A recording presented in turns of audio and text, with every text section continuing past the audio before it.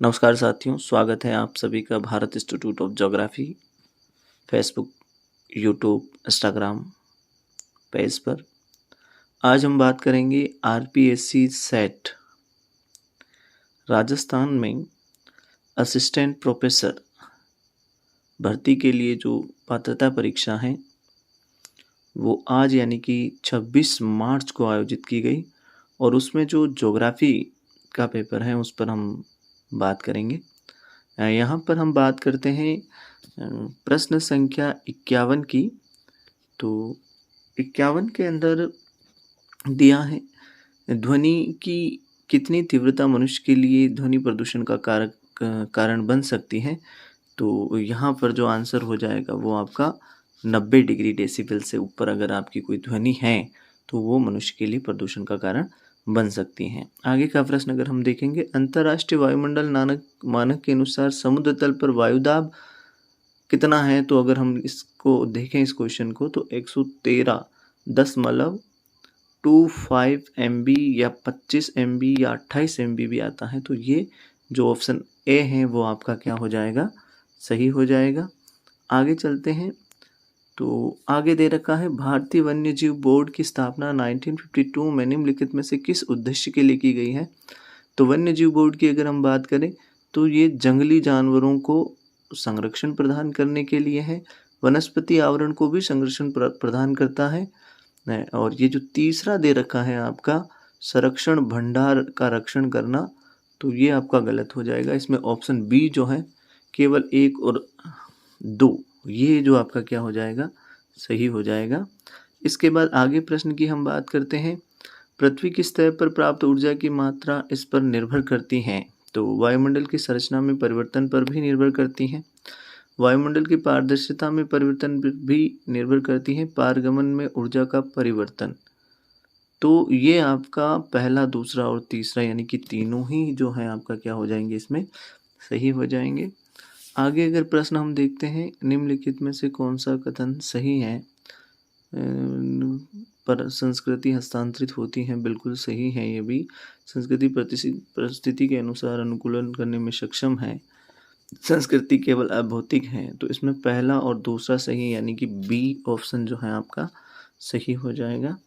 आगे हम बात करते हैं, निम्नलिखित विकल्पों को आकार के अनुसार क्रमबद्ध करें और उन्हें आरोही क्रम में व्यवस्थित करें।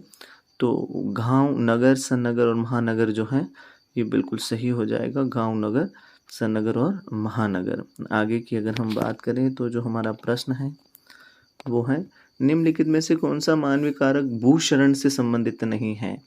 मानवीय कारक कह रहा है तो ये तो कृषि कार्य में परिवर्तन ये भी होता ही है, खनन और उत्खनन भी हो ही जाएगा, प्रबंधन के उपाय, वनस्पति का घनत्व, ये पूछ रहा है नहीं है। तो तीसरा, चौथा इसमें अगर हम बात करेंगे प्रबंधन उपाय तो ठीक है। इसका जो ऑप्शन है वो आपका 4 ऑप्शन है, वनस्पति का घनत्व, तो ये आपका बिल्कुल इसमें नहीं होगा, भूक्षरण यानी मृदा अपरदन से संबंधित। और आगे हम बात करते हैं, यूएनईपी का संबंध जो है वो यूनाइटेड नेशनल एनवायरनमेंट प्रोग्राम से है, बिल्कुल, यानी कि इसके जो फुल फॉर्म है यहाँ पर दी गई है, यूनाइटेड नेशन एनवायरनमेंट प्रोग्राम। इसमें जो सी ऑप्शन है आपका सही हो जाएगा। आगे है, पारिस्थितिकी निकेत की अवधारणा सबसे पहले किसने दी है। पारिस्थितिकी निकेत की अवधारणा की अगर हम बात करें और सबसे पहले जो दी हैं वो आपकी जो है अगर देखा जाए तो 1927 में GE एचिसन यहाँ पर हो सकता है, लेकिन मैं इस पर श्योर नहीं हूँ तो मैं कंफर्म नहीं कह पाऊँगा। 1927 GE एचिसन हो सकता है। पारिस्थितिकी शब्द दिया गया है अगर हम बात करें तो पारिस्थितिकी जो शब्द है वो आपका इकोलॉजी जो शब्द है वो आपका अर्नेस्ट हैकेल का है। इसमें जो डी ऑप्शन है आपका वो सही हो जाएगा। आगे की बात करें हम, यदि एक नक्शा आरेख 1:25,000 पर खींचा जाता है तो मानचित्र को आधा करने पर इसका निरूपक भिन्न सही होगा। तो ये ध्यान रखना, जो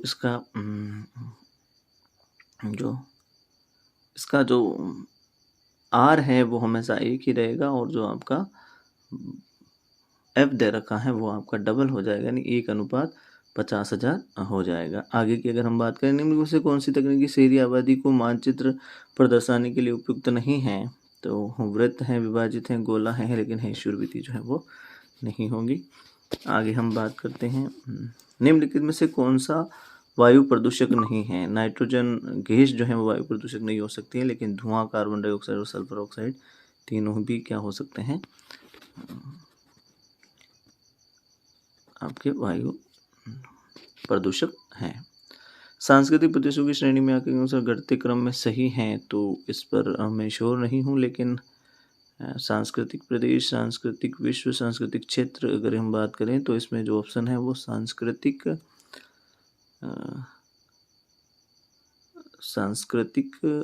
विश्व, सांस्कृतिक क्षेत्र और सांस्कृतिक प्रदेश, ये डी ऑप्शन हो सकता है, लेकिन इस पर भी मैं श्योर नहीं हूँ। आगे के ऑप्शन की अगर हम बात करेंगे तो भूकर स्केल का स्तर जो होगा, भूकर मानचित्र में जो होगा स्केल का जो स्तर होगा वो छोटा होगा, आकार बड़ा होगा, लेकिन इसका जो स्केल का स्तर होगा वो छोटा होगा। तो इसको आप 1:25,000 यानी कि फर्स्ट जो है डी पर सही हो रहा है, और हमारे पास 2 ऑप्शन है। तो इसकी अगर हम बात करें तो और आगे दे रखा है छोटा स्केल, अगर छोटा है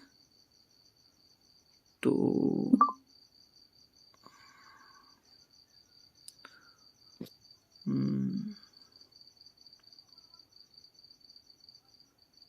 इस पर भी मैं श्योर नहीं हो पा रहा हूँ, तो मैं से अभी छोड़ रहा हूँ फिलहाल के लिए। आगे है काई स्क्वायर सांख्यिकी पद्धति का प्रयोग, इससे पर भी मैं श्योर नहीं हूँ। निम्नलिखित में से मानव जातीय धर्म का उदाहरण है, मानव जातीय धर्म का उदाहरण है तो वो आपका केवल मानव की जाति में ही विश्वास करता है, तो वो आपका हो जाएगा जैन धर्म। आगे हम बात करते हैं प्रश्न, जैविक संसाधन जीव मंडल में प्राप्त होते हैं और इनमें जीव होता है, जैसे कि मनुष्य, वनस्पति, जीव। अजैविक संसाधन वे जीव है जो निर्जीव से बनते हैं, चट्टान, हवा, धातु। तो अभिकथन ए और कारण आर दोनों सत्य हैं, लेकिन आर का अभिकथन नहीं है, तो ये आपका बी ऑप्शन जो है बिल्कुल राइट हो जाएगा।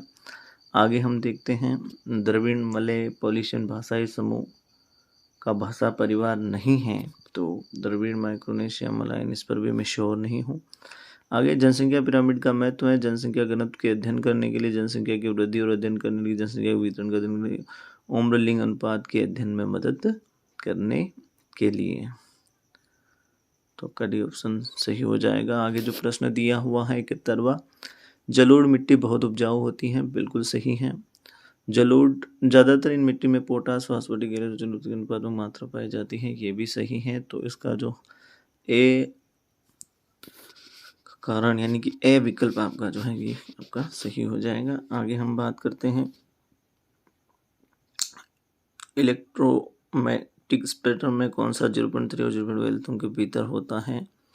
तो इसकी अगर हम बात करें तो फोटोग्राफिक पैराबैंगनी क्षेत्र हो जाएगा।